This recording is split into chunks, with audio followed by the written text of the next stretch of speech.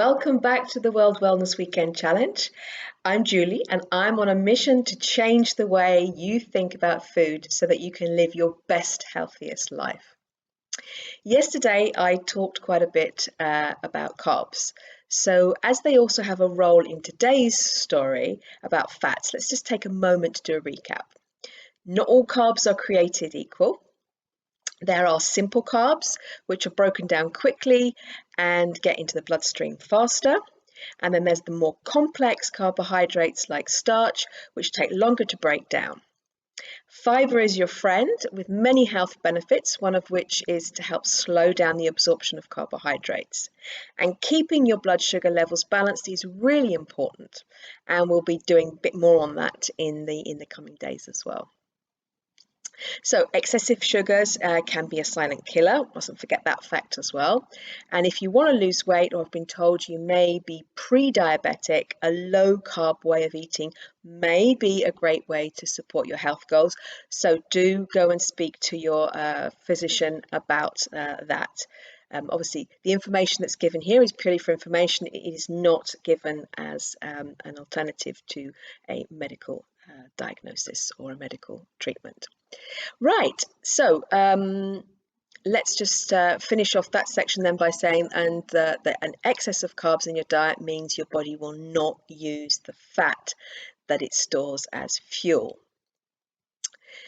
What it will do is store those excess carbs as fat. So there's the rub, as we say. So now let's go on to fats. Even more controversial than the carbs, and there's been a lot of confusion and contradictory evidence out there. I remember how they were demonized back in the 1980s when everything had to be low fat, and as a result, they had to make things tasty by adding in a fair amount of sugar and salt to foods. But just like carbs, not all fats are created equal. And it's understanding your current fat intake, especially in relation to the carbs, that can help you work out if they are undermining your health or supporting it. I mean, fat doesn't directly make you fat. Excess calories make you fat. So it's all about getting the right balance. And just for the record, we cannot function without fat. We've already talked about fat as an energy source for our body, which is actually 38%. And what we don't use, we store. And 1 gram of fat gives us 9 calories. So it's more than you can get from the carbohydrates. So as we said, a calorie is an energy currency. So actually, fat is more energy dense. Plus, according to the type of fats, they are essential for growth and development, and also for cell functions, proper functioning of our nerves and our brain. Now, our brain contains large amounts of essential fats. If you want a healthy skin as well, that's really important to get the right fats. Fats are also important for transporting fat-soluble vitamins like A, D, E, and K through the bloodstream. They're also very important for forming steroid hormones. So now to the types of fats. So you've got saturated, solid at room temperature, and that's mostly from animals, but you can have palm oil and coconut oil. They also contain some saturated fats, but also some other things too. And, again, here we have a debate that rages on about how healthy they are. Now, my personal view about solid fats is to put that into context of the rest of your diet and lifestyle.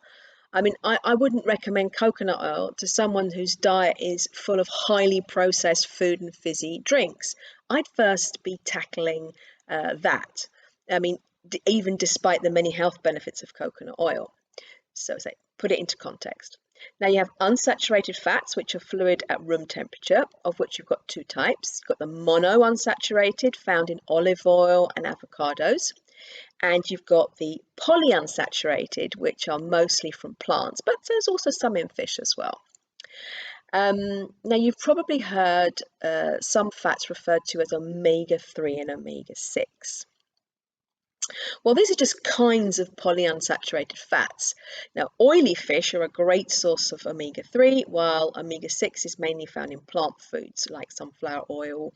Um, and what is important here again is having a good balance between those omega-3 and 6. But sadly, our Western diets are rather too heavy on the omega-6 and too low in the omega-3. So closing that gap is really vital because too many omega-6 could be driving chronic inflammation in our bodies. And this has been linked, hasn't it? Inflammation's been linked to many lifestyle diseases. So finally, it's just like added sugar. The fats you really want to be clearing out of your diet are the artificial trans fats, which are created by heating and chemically changing the structure of fats. These are mostly found in the fast foods, the fried foods, and commercially baked products such as biscuits. And these are what we call the unhealthiest fats. And when it comes to fats, my top tips really are for you. Always work on getting more omega-3 fats in because they're anti-inflammatory, great for the brain. You could be using olive oil or flax seeds for pouring over your salads and veggies. Avoid deep fat frying and any cooking method where you heat fats to a high temperature, as this is damaging the fats and the fats then become actually unhealthy. Cooking things gently is really nice, like steaming or slowly cooking in a slow cooker. These are a great way as well to preserve the nutrients. And along with the added sugar, kick those trans fats to the curb. And tomorrow I'll be talking about protein. So thanks again for watching.